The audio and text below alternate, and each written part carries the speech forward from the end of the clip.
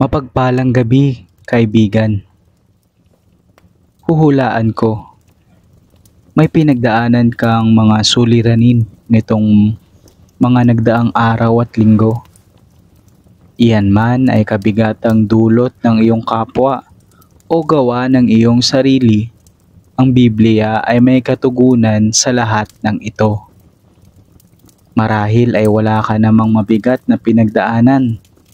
Makatulong pa rin ang mga katagang ito upang iyong mapanghawakan kapag ito ay nangyari o kailangan ng kapwa mo na marinig ang mga ito mula sa iyo. Kaya't tara at samahan mo ko sa pagtuklas ng mga ito sa Biblia. Bago tayo magsimula, inaanyayahan kitang makisa sa comment section at ibahagi ang iyong testimonya at mga panalangin. Sama-sama nating ipapanalangin ito. Kung gusto mo akong suportahan at ang ginagawa ko sa channel na ito, maaari mo itong gawin sa pamamagitan ng pag-like, pag-subscribe at pag-share ng video na ito sa mga mahal mo sa buhay na nais mo ring makatanggap ng mensahe mula sa Diyos sa mga oras na ito. Pagpalain ka nawa ng Diyos. Ngayon, kung handa ka na, halina at makinig hanggang sa makatulog sa mga salita mula sa Biblia. Buod ng mga tulong sa mga suliranin ng buhay. Digmaan. Filipos chapter 4 verses 6 to 7. Huwag kayong mabalisa tungkol sa anumang bagay. Sa halip, hingin ninyo sa Diyos ang lahat ng inyong kailangan sa pamamagitan ng panalangin may pasasalamat, at ang kapayapaan ng Diyos na hindi kayang maunawaan ng tao ang siyang mag-iingat sa inyong puso at pag-iisip dahil sa inyong pakikipag-isa kay Kristo Jesus. Galit. Efeso chapter 4 verse 26. Kung magagalit man kayo, iwasan ninyo ang kayo'y magkasala. Huwag ninyong hayaang lumubog ang araw na galit pa rin kayo. Roma chapter 12 verse 17 to 18 at 21. Huwag ninyong gantihan ng masama ang masama. Sikapin ninyong mamuhay ng marangal sa harap ng lahat ng mga tao. Hanggat maaari, gawin ninyo ang inyong makakaya upang mamuhay kayo ng mapayapa kasama ng sino man. Huwag kayong magpadaig sa masama, kundi daigin ninyo ng mabuti ang masama.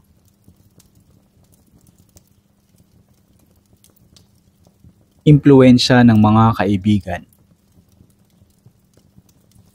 Unang Timoteo chapter 6 verse 10. Sapagkat ang pag-ibig sa salapi ay ugat ng lahat ng kasamaan. Dahil sa paghahangad na yumaman, may mga taong nalalayo sa pananampalataya at nasasadlak sa maraming kapighatian. Mateo chapter 6 verses 19 to 21. Huwag kayong mag-impok ng mga kayamanan dito sa lupa. Dito'y may naninirang insekto at kalawang, at may nakakapasok na magnanakaw. Sa halip, mag-impok kayo ng kayamanan sa langit, do'y walang naninirang insekto at kalawang, at walang nakakapasok na magnanakaw. Sapagkat kung saan naroroon ang iyong kayamanan, naroroon din ang iyong puso. Kabigatan. Filipos chapter 4 verses 11 to 13. Hindi ko sinasabi ito dahil sa kayo'y pinaghahanapan ko ng tulong. Natutunan ko ng masiyahan maging anuman ang aking kalagayan. Alam ko kung paano magikahos. Alam ko rin kung paano managana. Natutunan ko na ang sikreto kung paano masiyahan sa anumang kalagayan sa buhay. Ang mabusog o ang magutom, ang managana o ang maghirap. Ang lahat ng ito'y nagagawa ko dahil sa lakas na kaloob sa akin ni Kristo. Mateo chapter 11 verse 28. Lumapit kayo sa akin, kayong lahat na nahihirapan at lubhang nabibigatan sa inyong pasanin, at kayo'y bibigyan ko ng kapahingahan. Kabulaanan. Mateo chapter 7 verse 2. Sapagkat hahatulan kayo ng Diyos ayon sa paghatol ninyo sa iba, at susukatin kayo ayon sa panukat na ginagamit ninyo sa iba. Kahirapan. Filipos chapter 4 verses 6 to 7. Huwag kayong mabalisa tungkol sa anumang bagay. Sa halip, hingin ninyo sa Diyos ang lahat ng inyong kailangan sa pamamagitan ng panalangin may pasasalamat, at ang kapayapaan ng Diyos na hindi kayang maunawaan ng tao ang siyang mag-iingat sa inyong puso at pag-iisip dahil sa inyong pakikipag-isa kay Kristo Jesus. Unang Pedro chapter 1 verses 6 to 7. Ito'y dapat ninyong ikagalak, kahit na maaring magdanas muna kayo ng iba't ibang pagsubok sa loob ng maikling panahon. Ang ginto, bagamat nasisira, ay pinapadaan sa apoy upang malaman kung talagang dalisay. Gayon din naman, ang inyong pananampalataya na higit na mahalaga kaysa ginto ay sinusubok upang malaman kung ito'y talagang tapat. Sa gayon, kayo'y papupurihan, dadakilain at pararangalan sa araw na mahayag si Jesucristo. Kamatayan. Pahayag chapter 21 verse 4. At papahirin niya ang bawat luha sa kanilang mga mata. Wala nang kamatayan, dalamhati, pagtangis, at paghihirap sapagkat lumipas na ang dating mga bagay. Unang Tesalonica chapter 4 verses 13 to 14. Mga kapatid, nais naming malaman ninyo ang katotohanan tungkol sa mga namatay na upang hindi kayo magdalamhati tulad ng mga taong walang pag-asa. Dahil naniniwala tayong si Jesus ay namatay at muling nabuhay, naniniwala din tayong bubuhayin ng Diyos upang isama kay Jesus ang lahat ng mga namatay na sumasampalataya sa Kanya. Kasakiman. Efeso chapter 4 verse 29. Huwag kayong gumamit ng masasamang salita, kundi iyong makapagpapalakas at angkop sa pagkakataon upang makapagdulot ng mabuti sa mga nakakarinig.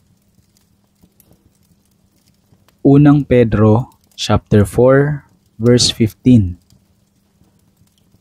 Huwag nawang mangyaring magdusa ang sino man sa inyo dahil siya'y mamamatay tao, magnanakaw, salarin, o paki-alamero.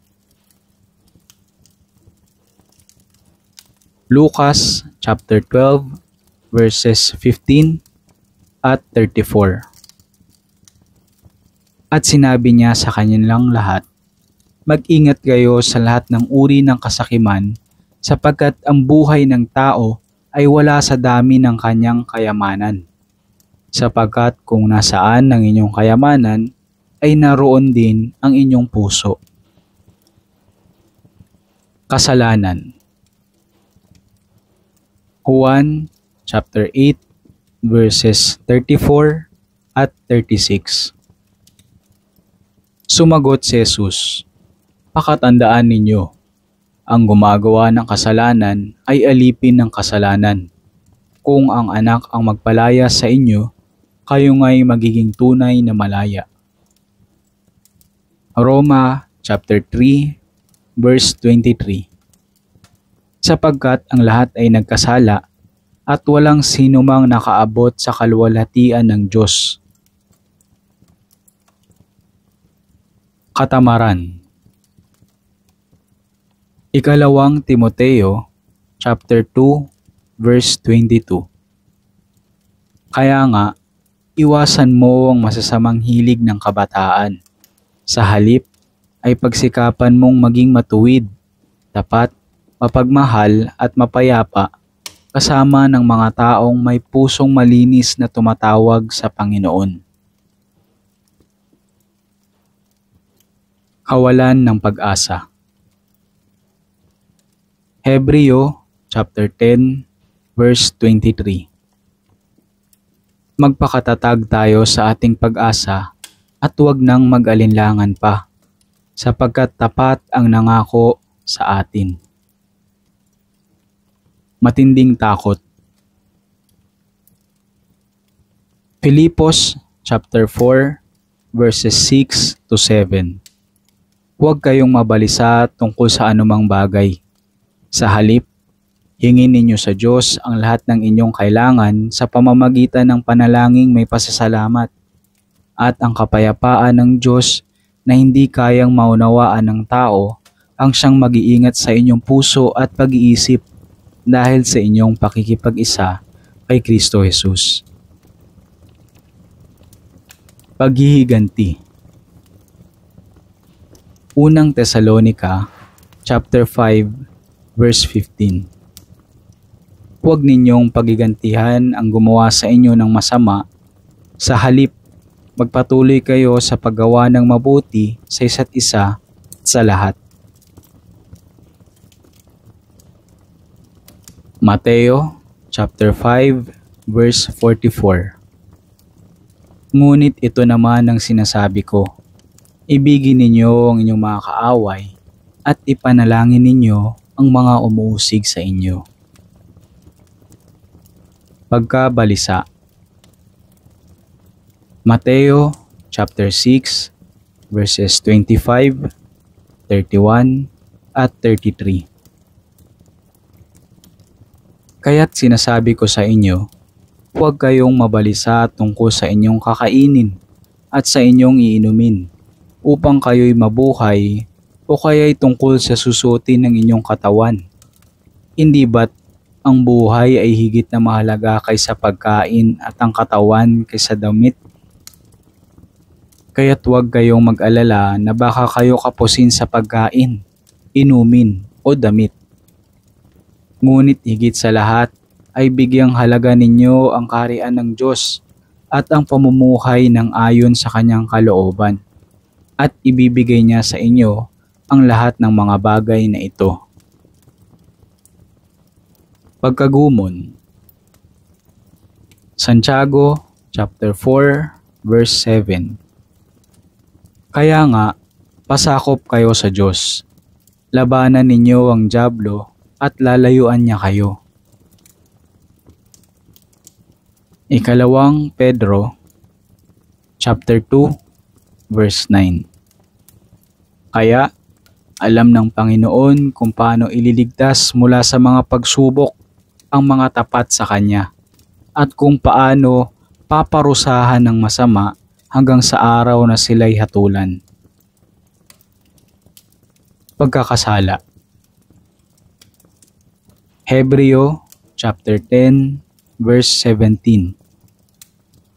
Pagkatapos ay sinabi pa niya, kalilimutan ko na ang kanilang mga kasalanan at kasamaan. Paglalasing.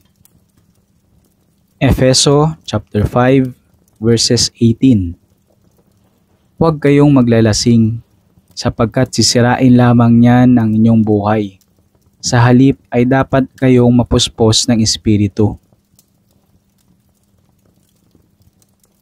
Unang Korinto, chapter 5, verse 11. Ang tinutukoy ko na huwag ninyong papakisamahan ay ang nagsasabing sila'y Kristiyano ngunit nakikiapid, sakim, sumasamba sa Diyos-Diyosan, nanlalait, naglalasing at nagnanakaw. Ni huwag kayong makikisalo sa ganyang uri ng tao. Roma chapter 13 verse 13. Mamuhay tayo sa liwanag at huwag gugulin ng panahon sa magulong pagsasaya at paglalasing, kahalayan at kalaswaan, sa alitan at inggitan. Pagmamatuwid. Lucas chapter 18 verses 11 to 12. Tumayo ang Pariseo at nanalangin ng ganito: O Diyos, nagpapasalamat ako sa iyo sapagkat hindi ako katulad ng iba na mga magnanakaw, mandaraya, mga ngalunya, o kaya katulad ng maniningil ng buwis na ito. 2 beses akong nag-aayuno sa isang linggo at nagbibigay rin ako ng 10% bahagi mula sa lahat ng aking kinikita. Pagnanakaw. Efeso chapter 4 verse 28. Ang magnanakaw ay huwag nang magnakaw. Sa halip, magtrabaho siya ng marangal para sa sariling ikabubuhay at makatulong sa mga nangangailangan. Unang Pedro chapter 4 verse 15. Huwag nawang mangyaring magdusa ang sinuman sa inyo dahil siya'y mamamatay tao, magnanakaw, salarin o pakialamero. Pagnanasa. Unang Juan chapter 2 verses 15 to 17. Huwag ninyong ibigin ang sanlibutan o ang mga bagay na nasa sanlibutan. Ang umiibig sa sanlibutan ay hindi umiibig sa Ama. Ang lahat ng nasa sanlibutan, ang pagnanasa ng laman, ang pagnanasa ng mga mata, at ang pagmamalaki sa buhay na ito ay hindi nagmumula sa Ama kundi sa sanlibutan. Mawawala ang sanlibutan at ang lahat ng mga bagay na pinagnanasaan ng mga tao, ngunit ang mga sumusunod sa kalooban ng Diyos ay mabubuhay magpakailanman. Pagpapalaglag. Efeso chapter 5 verses 3 to 4. Kayo'y mga hinirang ng Diyos, kaya't hindi dapat mabanggit man lamang na kayo'y nakikiapid o gumagawa ng anumang uri ng kahalayan o pag-iimbot. Huwag din kayong gagamit ng anumang malaswa o walang kabuluhang pananalita at pagbibirong di nararapat. Sa halip, magpasalamat kayo sa Diyos. Unang Tesalonica chapter 3 verses 3 to 4. Upang hindi manghina ang sino man sa inyo dahil sa mga pag-uusig. Alam ninyong ang mga pag-uusig ay bahagi ng kalooban ng Diyos para sa atin. Ipinagpauna na namin sa inyo noong naririyan pa kami na tayo'y uusigin. At gayon nga ang nangyayari tulad ng alam ninyo. Pagsisinungaling. Efeso chapter 4 verse 25. Dahil dito, itakwil na natin ang pagsisinungaling at tayong lahat ay magsabi ng totoo sa isa't isa sapagkat tayo'y bahagi ng iisang katawan. Pag-aalinlangan. Mateo chapter 21 verse 21. Sumagot si Jesus, tandaan ninyo, kung kayo'y maniniwala at hindi mag-aalinlangan, magagawa rin ninyo ang ginawa ko sa puno ng igos na ito. Hindi lamang iyan, kung sasabihin ninyo sa bundok na ito, Umalis ka riyan at tumalon ka sa dagat. Mangyayari ang inyong sinabi. Santiago chapter 1 verse 6. Subalit ang humihingi ay dapat magtiwala sa Diyos at huwag mag-alinlangan. Sapagkat ang nag-aalinlangan ay parang alon sa dagat na itinataboy ng hangin kahit saan. Pangangalunya. Mateo chapter 5 verses 27 to 28, 31 to 32. Narinig ninyong sinabi, huwag kang mangangalunya. Ngunit sinasabi ko sa inyo, ang sino mang tumingin sa isang babae nang may pagnanasa ay nangangalunya na sa babaeng iyon sa kanyang puso. Sinabi rin naman, kapag makikipaghiwalay ang isang lalaki sa kanyang asawa, ito'y dapat niyang bigyan ng kasulatan ng paghihiwalay. Ngunit sinasabi ko sa inyo, kapag nakipaghiwalay ang isang lalaki sa kanyang asawa, maliban kung ito ay nakikiapid, itinutulak niya ang kanyang asawa sa pangangalunya.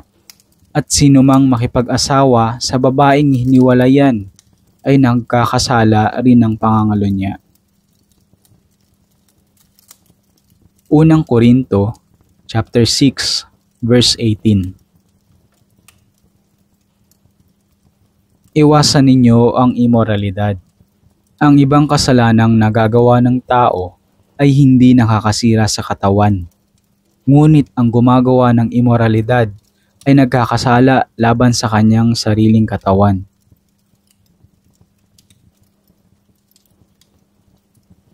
Panunumpa.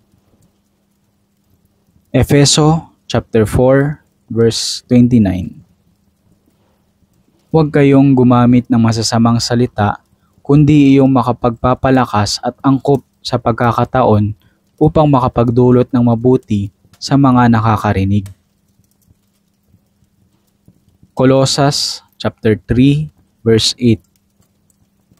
Ngunit ngayon, itakwil na ninyo ang lahat ng galit, poot at sama ng loob. Iwasan na ninyo ang panlalait at malaswang pananalita. Sama ng loob. Hebreo chapter 12 verses 14 to 15. Sikapin ninyong makasundo ang lahat at magpakabanal sapagkat hindi ninyo makikita ang Panginoon kung hindi kayo mamumuhay ng ganito. Pag-ingatan ninyong huwag tumalikod ang sinuman sa inyo sa pag-ibig ng Diyos. Huwag kayong magtanim ng sama ng loob na dahil dito'y napapasama ang iba. Colosas chapter 3 verse 19. Mga lalaki, mahalin ninyo ang inyong asawa at huwag kayong maging malupit sa kanila. Ugnayang babae at lalaki. Juan chapter 8 verses 34 to 36. Sumagot si Jesus, pakatandaan ninyo, ang gumagawa ng kasalanan ay alipin ng kasalanan. Ang alipin ay hindi kabilang sa pamilya sa habang panahon, subalit ang anak ay kabilang magpakailanman.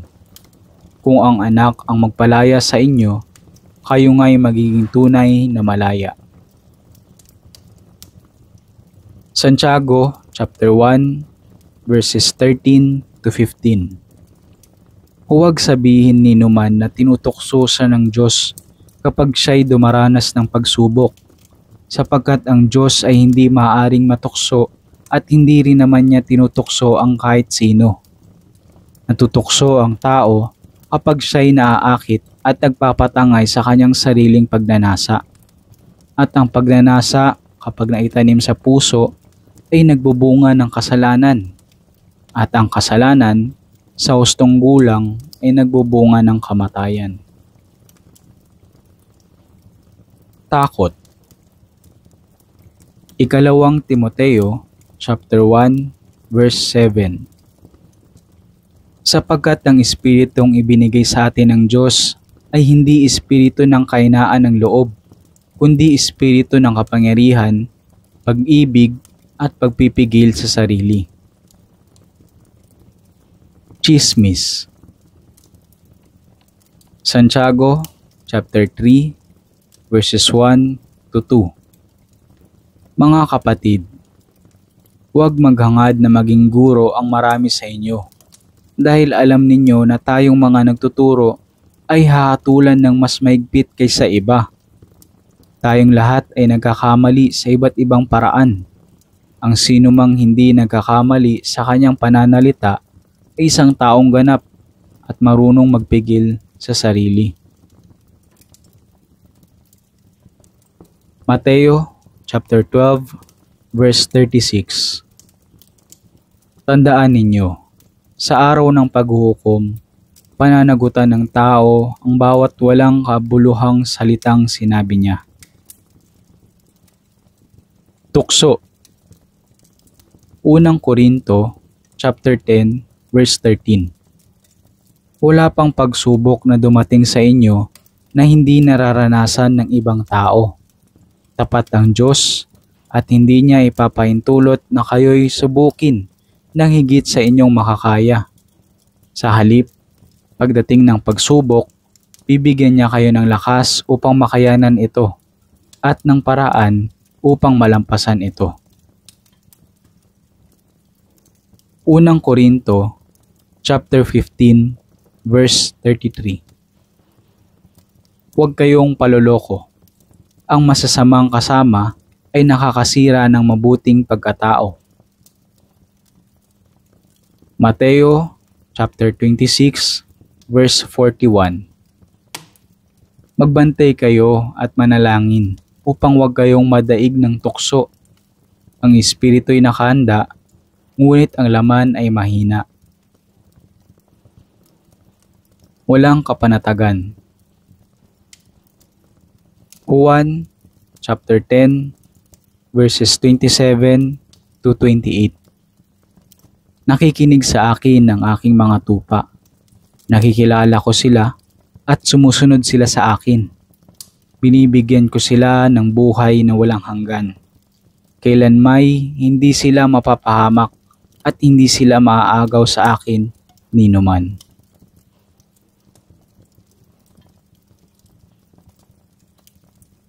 Mga awit, chapter 4, verse 8. Sa aking pagiga, nakakatulog ng mahimbing, pagkat ikaw, Yahweh, ang nag-iingat sa akin. Kawikaan, chapter 3, verses 24 to 26. Sa lahat ng iyong lakad, wala kang aalalahanin, at lahat ng pagtulog mo ay masarap at mahimbing. Kahit hampas nitong bagyo ay dumating ng biglaan, hindi ka mababagabag tulad ng mga mangmang. Pagkat tiwala kang si Yahweh ang kaagapay mo, at di niya hahayaang sa bitag ikay masilo. Mga ngaral, chapter 5, verse 12. Mahimbing ang tulog ng isang manggagawa, marami man o kaunti ang kanyang pagkain. Ngunit ang mayaman ay hindi man lamang dalawin ng antok. Mateo chapter 8, verses 24 to 26. Habang sila'y naglalayag sa lawa, si Jesus ay natutulog. Biglang bumugso ang isang malakas na unos at halos matabunan ng mga alon ang bangka. Kaya nilapitan nila ng mga alagad si Jesus at ginising.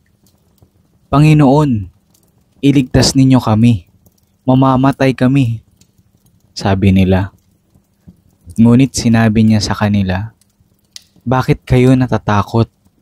Napakaliit naman ng inyong pananampalataya. Bumangon siya, pinatigil ang hangin at ang mga alon, at bumuti ang panahon.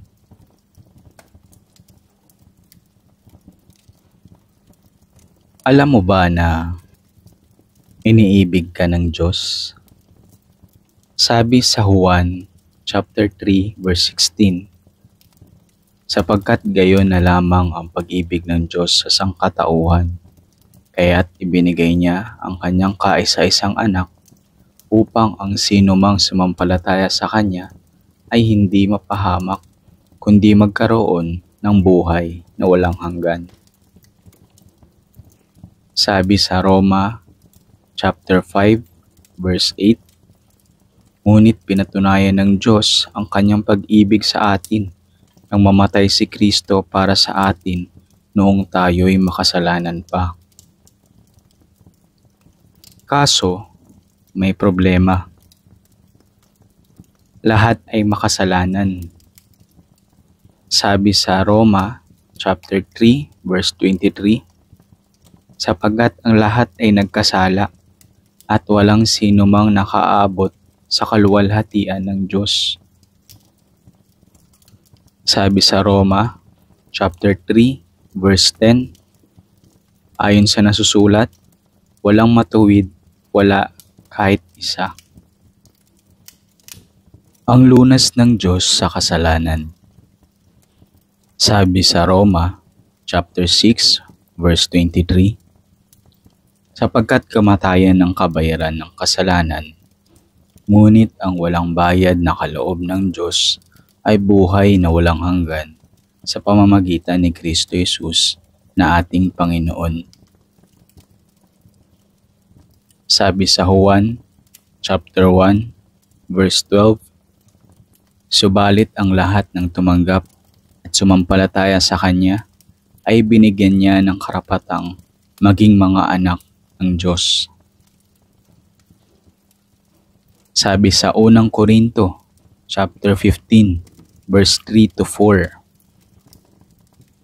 sapagkat ibinigay ko sa inyo bilang pinakamahalaga sa lahat ang tinanggap ko rin, na si Kristo'y namatay dahil sa ating mga kasalanan tulad ng sinasabi sa kasulatan.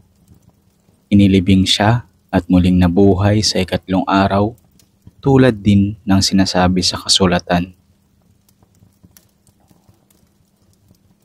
Lahat ay maaaring maligtas.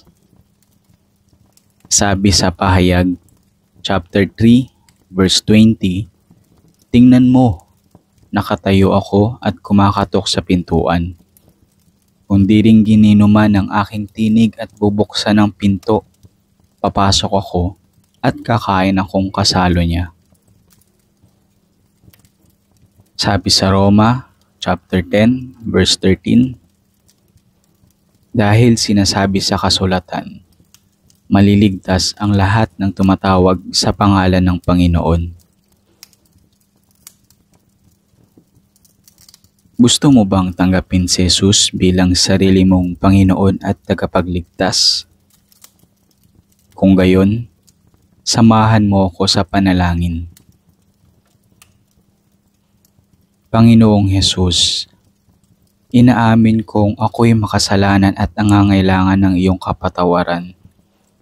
Naniniwala akong namatay ka para sa aking mga kasalanan. Inaanyayahan kita ngayong pumasok sa aking puso at buhay.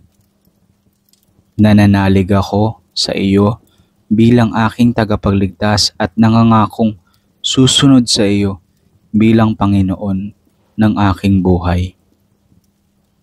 Amen. Ito ang katiyakan ng isang mananampalataya. Sabi sa Roma chapter 10 verse 9, kung ipahahayag ng iyong bibig na si Jesus ay Panginoon at buong puso kang sasampalataya na siya'y muling binuhay ng Diyos, maliligtas ka. Sabi sa Juan chapter 5 verse 24, pakatandaan ninyo, ang nakikinig sa aking salita at sumasampalataya sa nagsugo sa akin ay may buhay na walang hanggan. Hindi na siya hahatulan, kundi nakatawid na siya sa buhay mula sa kamatayan. Sabi sa Juan chapter 20 verse 31. Ngunit ang mga nakasulat dito ay isinulat upang kayo'y sumampalataya na si Jesus ang Kristo, ang anak ng Diyos, at sa pagsampalatayang iyon ay magkaroon kayo ng buhay sa pamamagitan niya.